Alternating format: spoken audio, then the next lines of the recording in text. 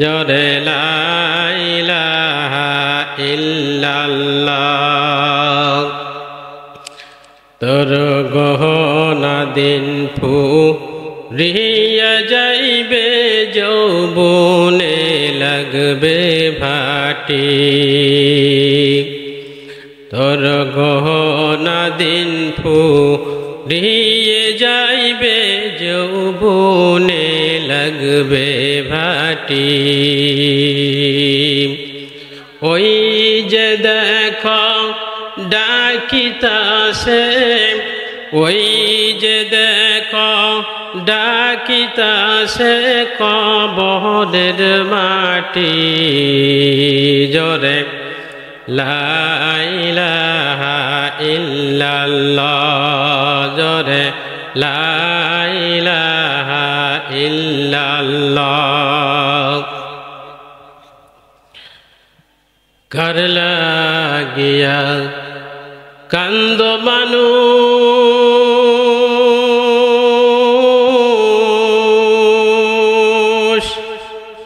কার লাগিয়া হাসো, কার লাগিয়া কান্দ মানুষ, কার লাগিয়া হাসো।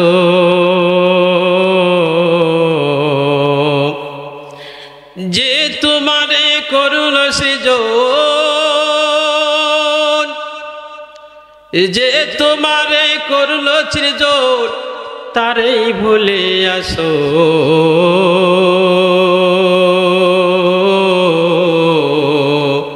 কার লাগিয়া কান্দ মানুষ, কার লাগিয়া হাসো।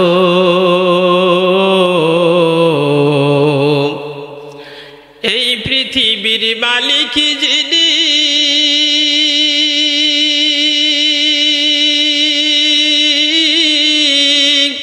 জপ তারে নিশিদিনী।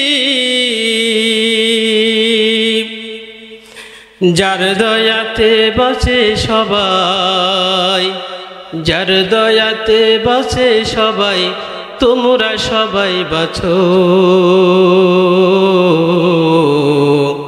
কার লাগিয়া কান্দ মানুষ, কার লাগিয়া হাসো।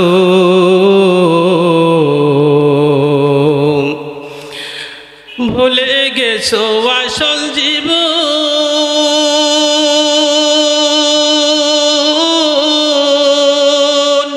একই দিন তোর আসবে মরণ।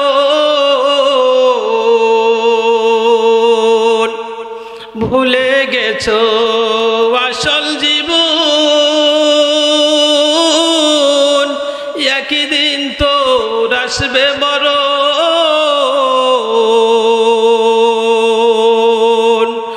ওরে কবর যেদিন ডাকবে তোমায়, ওরে কবর যেদিন ডাকবে তোমায়, সেদিন ভুলে গেছো।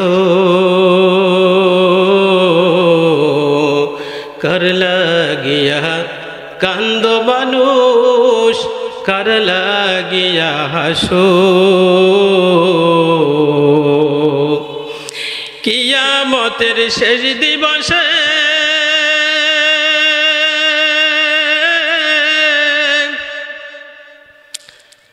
একটু জিকির করেন লা ইলাহা ইল্লাল্লাহ, জোরে লা ইলাহা ইল্লাল্লাহ, লা ইলাহা ইল্লাল্লাহ, জোরে লা ইলাহা ইল্লাল্লাহ। তাড়াতাড়ি কারেন্ট চলে আসবে, একটু জিকির করেন লা ইলাহা ইল্লাল্লাহ, জোরে লা ইলাহা ইল্লাল্লাহ, জোরে লা ইলাহা ইল্লাল্লাহ।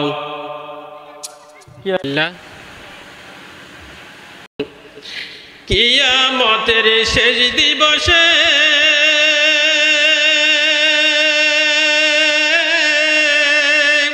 কাজী গয়ে থাকবে বসে,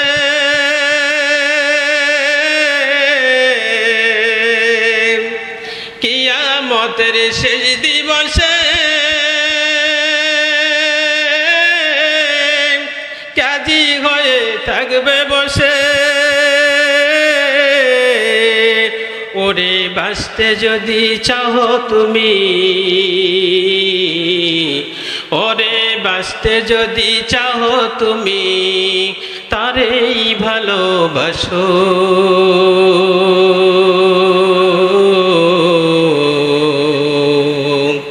কার লাগিয়া কান্দ তুমি, কার লাগিয়া হাসো।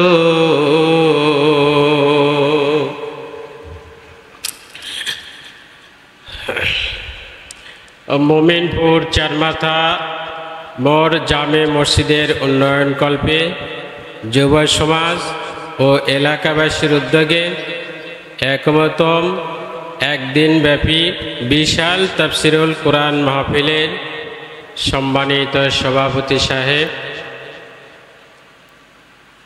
ওলামায়ে কেরামগণ এবং দূর দূরান্ত থেকে আগত মুসলিম ভাই, পর্দার আড়ালে আমার বোনেরা, সকলেরকে আমার মোবারকবাদ জানে আমি আমার বক্তব্য শুরু করতে যাচ্ছি।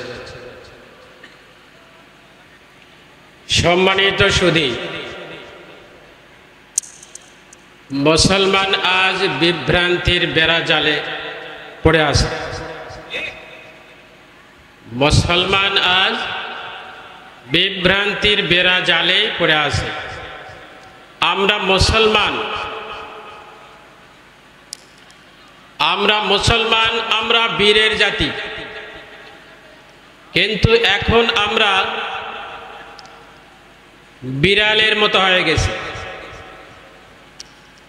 আমরা এখন কিসের মতো হয়ে গেছি? বিড়ালের মতো হয়ে গেছি।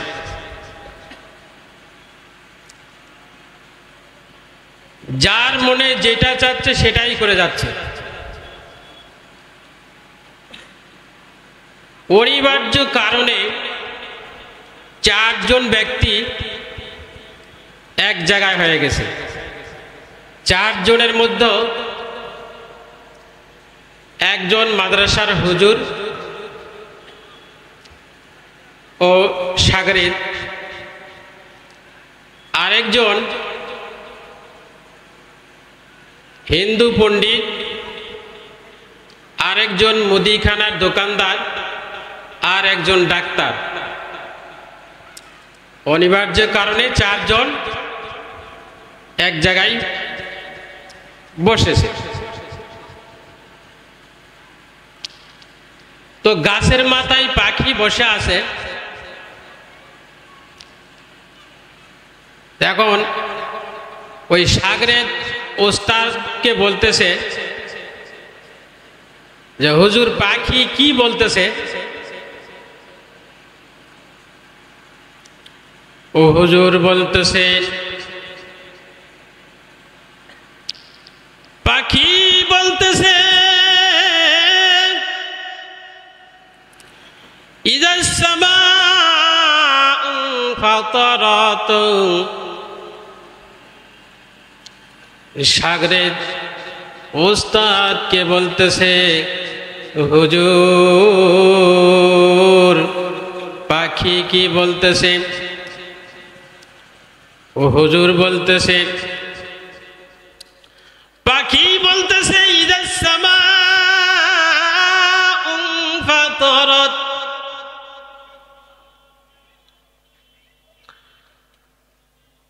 হিন্দু পণ্ডিত বলতেছে ঠিক হয় নাই, আপনার কথা ঠিক হয় নাই। ও হুজুর বলতেছে তাহলে ঠিক কোনটা তুমি বলে দাও। হিন্দু পণ্ডিত বলতেছে যে পাখি ওই কথা বলে নাই। পাখি বলতেছে রাম লক্ষ্মী দশরথ।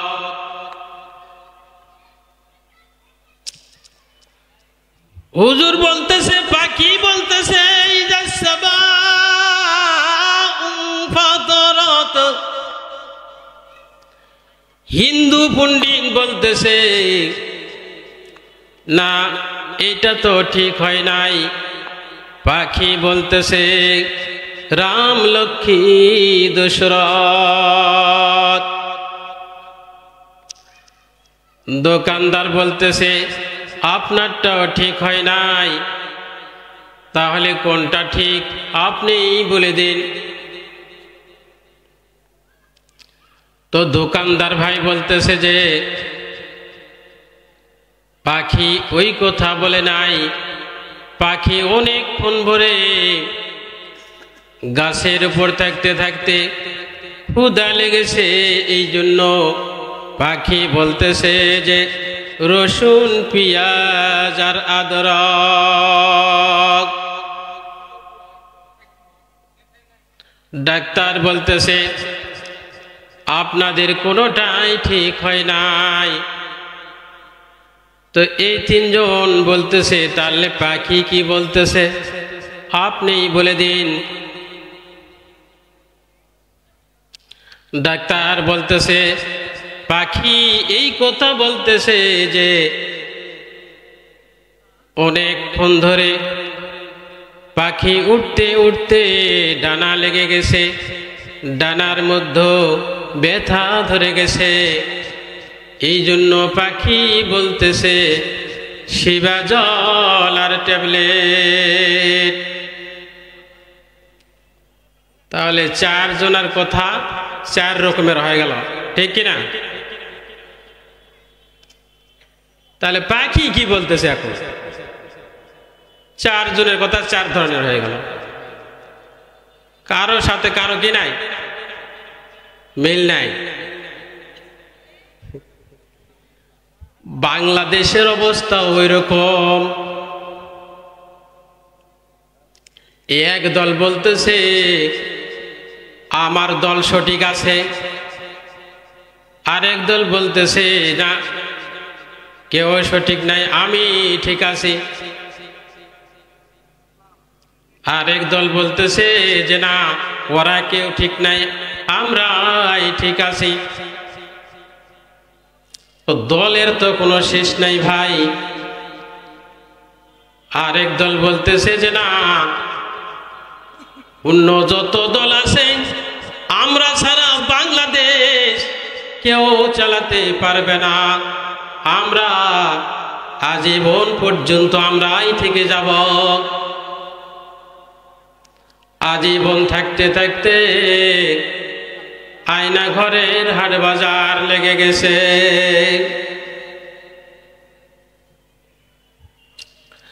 আল্লাহ তো আছে, আল্লাহ তো আছে, আমাদেরকে একদিন মৃত্যুবরণ করতে হবে।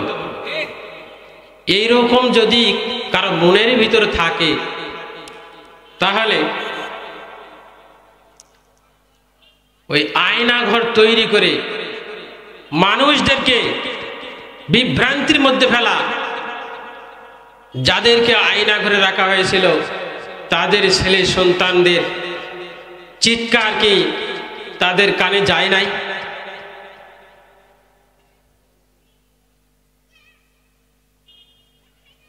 ওরা এটা ভাবে না যে একদিন আমাদেরও এরকম হতে পারে। আল্লাহ সর্বশক্তিমান, আল্লাহর কাছে কোনোটাই ঠেকে না। আল্লাহ তাআলা সব কিছু করতে পারে।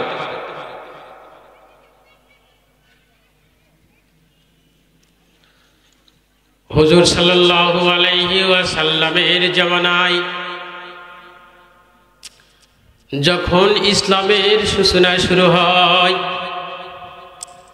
যখন ইসলামের সূচনা শুরু হয় তখন হুজুর সাল্লাল্লাহু আলাইহি ওয়াসাল্লাম কি করেন? গোপনে গোপনে ইসলামের দাওয়াত দেন, গোপনে গোপনে ইসলামের দাওয়াত দিতে আরম্ভ করেন। আর আল্লাহ রাব্বুল আলামিনের কাছে কি করেন? দোয়া করেন, ইয়া আল্লাহ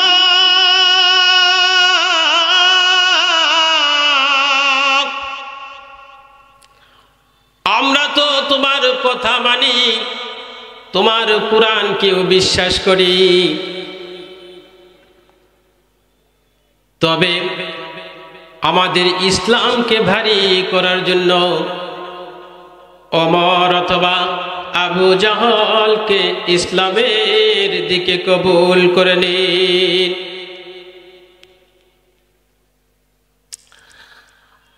এই দোয়া যখন আল্লাহ রাব্বুল আলামিনের কাছে করেছেন,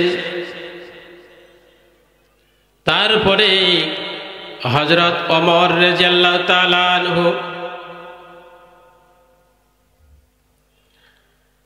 আগে থেকেই মুহাম্মদ সাল্লাল্লাহু আলাইহি ওয়াসাল্লামকে শুধু খোঁজে। মুহাম্মদ সাল্লাল্লাহু আলাইহি ওয়াসাল্লাম ওই ইহুদি নাসারাদের শত্রু হয়ে গেছে। এইদিকে দিন দিন যখন ইসলামের দলটা ভারী হতে শুরু করে দেয়, ইসলামের দলটা যখন ভারী হতে শুরু করে দেয়, কাফেররা সভা সমাবেশ করতে থাকে। এরকম ভাবে চলতে থাকে কিছুদিন। চলতে চলতে যখন সবাই একত্রিত হলো এক সমাবেশে, এইটা বলে দিল যে মুহাম্মাদের কাল্লাকে এনে দিতে পারবে। হযরত ওমর রাদিয়াল্লাহু তাআলা আনহু তখন লাফ দিয়ে দাঁড়াইলেন, বললেন আমি পারবো মুহাম্মাদের কাল্লা এনে দিতে। সবাই বলল হ্যাঁ আপনিই পারবেন, এটা আপনার দ্বারাই সম্ভব হবে। হযরত ওমর রাদিয়াল্লাহু তাআলা আনহু খোলা তরবারি হাতে করে নিয়ে মুহাম্মাদের কাল্লা নেওয়ার জন্য যাচ্ছিলেন। এমন সময় সাদ ইবনে আবি ওয়াক্কাস রাদিয়াল্লাহু তাআলা আনহুর সাথে দেখা হয়ে যায়।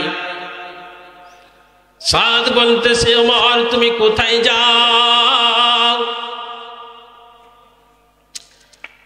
তো আমি কোথায় যাচ্ছি আমার চলার ধরন দেখে তুমি বুঝতে পারতেছো না? আমি যাচ্ছি মুহাম্মাদের কাল্লা আনার জন্য। সাদ বলতেছে ওমর,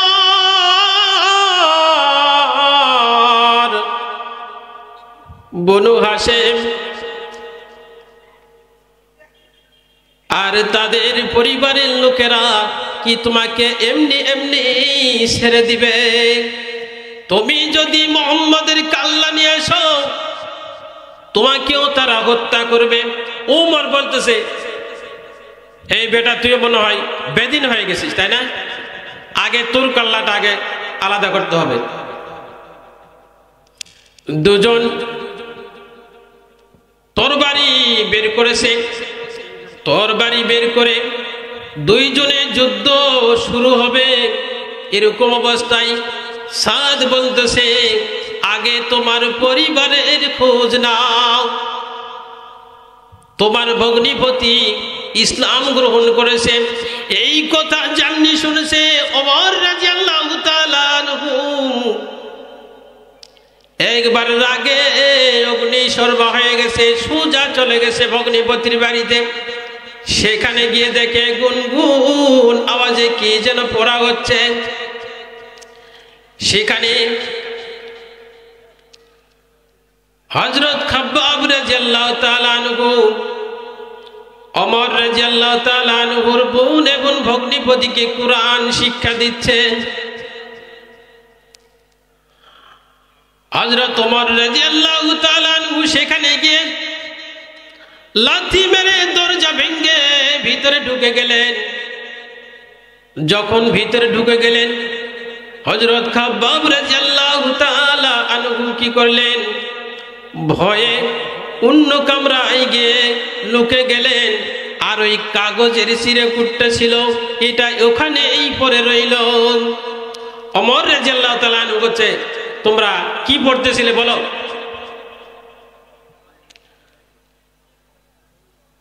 ওমর রাদিয়াল্লাহু তাআলা আনহু বর্ণনা করছে আমরা গল্প করতেছিলাম, কিছু করি নাই। ওমর রাদিয়াল্লাহু তাআলা আনহু বলছে না তোমরা কি যেন পড়তেছিলে? মানে কোরআনের একটা টান আছে। হ্যাঁ, হযরত ওমর রাদিয়াল্লাহু তাআলা আনহুকে আল্লাহ তাআলা যে কবুল করে ফেলেছেন, কোরআনের একটা টান ধরে গেছে। এই টানে ওমর রাদিয়াল্লাহু তাআলা আনহু আর সহ্য হচ্ছে না, বলছে না না না, তোমরা গল্প করো নাই, তোমরা যা পড়তেছিলে সেটা আমাকে শোনাও। এরকম তর্ক বিতর্ক হতে হতে হযরত ওমর রাদিয়াল্লাহু তাআলা আনহু তার বোনকে এমন জোরে থাপ্পড় মেরে দিয়েছে, গাল ফেটে ফিনকি মেরে রক্ত বের হচ্ছে। এইভাবে মারতে মারতে মারতে মারতে একবারে মাটিতে শুয়ে ফেলে দিছে। সঙ্গে সঙ্গে তার ভগ্নিপতিকেও বেধড়ক মারধর করেছে। অনেক মারধর করার পরে একটু রাগ কমে গেছে,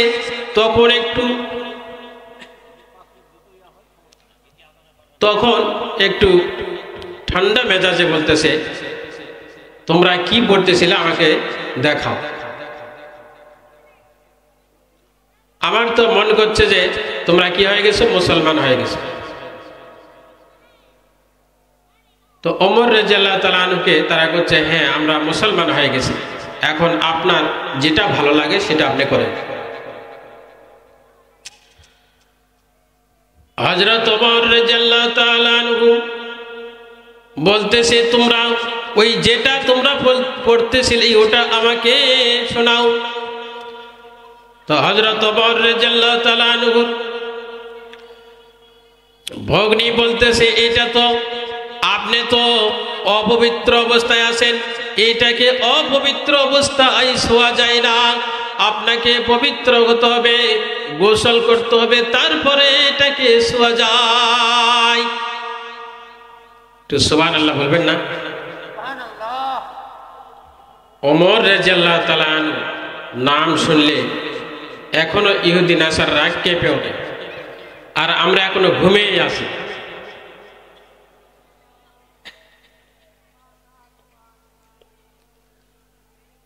যা হোক, সময় অল্প। ওমর রাদিয়াল্লাহু তাআলা আনহু কি করলেন, শেষ পর্যন্ত ইসলাম গ্রহণ করে ফেললেন। ইসলাম যখন গ্রহণ করে ফেললেন, এদিক দিয়ে মুসলমানেরা এখনো গোপনে গোপনে ইসলামের দাওয়াত দিতেছিলেন। হযরত ওমর রাদিয়াল্লাহু তাআলা আনহু যখন ইসলাম গ্রহণ করলেন, তখন বললেন, হুজুর মক্কা শরীফে গিয়ে একটু তওয়াফ করে আসি। তোর বাড়িটা কি করেছে, খোলা অবস্থায় নিয়ে মক্কা শরীফে ঢুকে গেছে, ওখানে গিয়ে ভাষণ দিচ্ছে, হে মক্কাবাসীরা, আমি ইসলাম গ্রহণ করেছি, তোমাদের মধ্যে যে স্ত্রীকে বিধবা করতে চাও,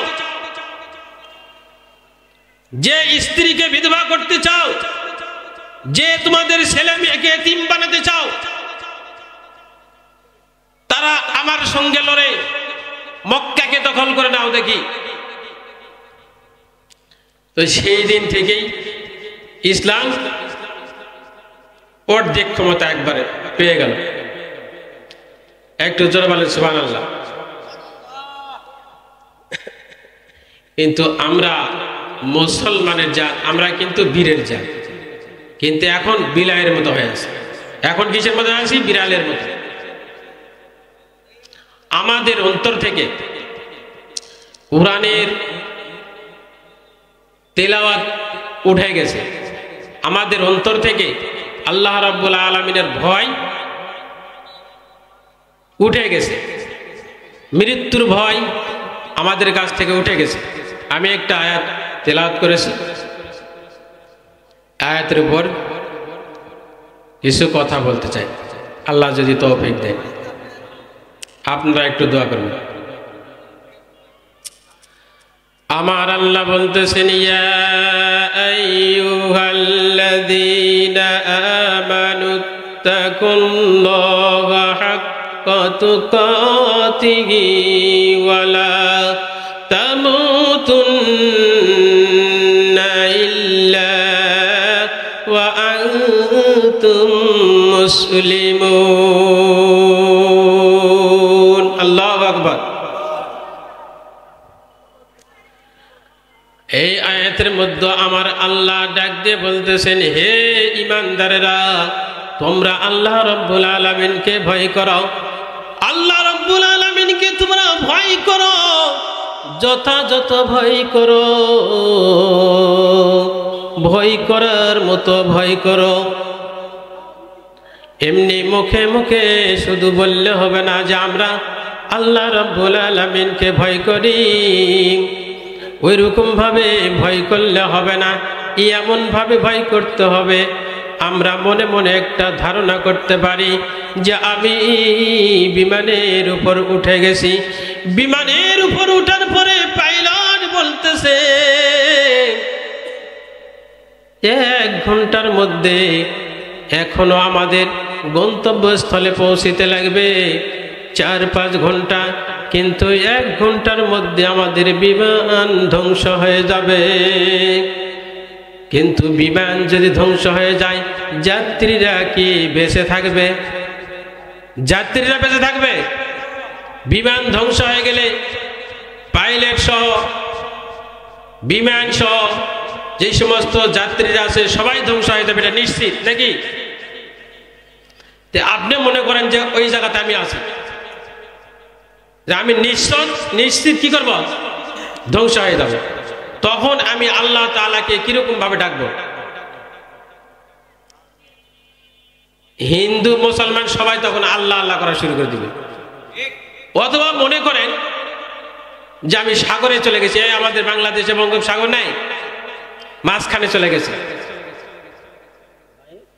মাঝখানে যাওয়ার পরে এখন জাহাজের তলা মনে করেন যে কোনো ভাবে ফুটা হয়ে গেছে, মনে করেন আর কি, এরকম তো হয়, ঘটনা ঘটে না? এখন জাহাজের নাবিক বলতেছে জাহাজ 1 ঘন্টার মধ্যে ডুবে যাবে। এখন ওখানে যদি জাহাজ 1 ঘন্টার মধ্যে ডুবে যায়, তাহলে আমরা মনে করি আমরা ওখানে আছি, তখন কি অবস্থাটা হবে? আচ্ছা, আমরা এখন একটা চিন্তা করে দেখি তো, ওই রকম ভয় কি আমাদের অন্তরে আসে?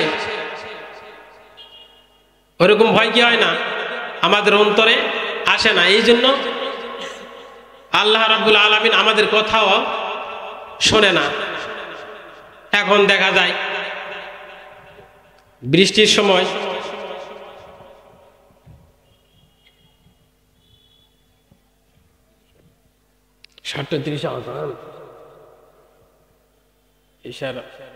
আজান 7:30।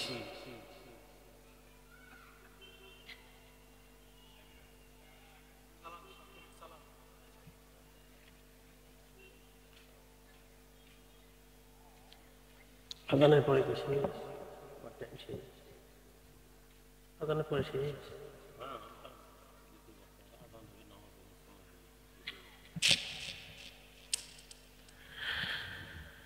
আচ্ছা, আলহামদুলিল্লাহ, সমস্ত প্রশংসা আল্লাহ রাব্বুল আলামিনের জন্য।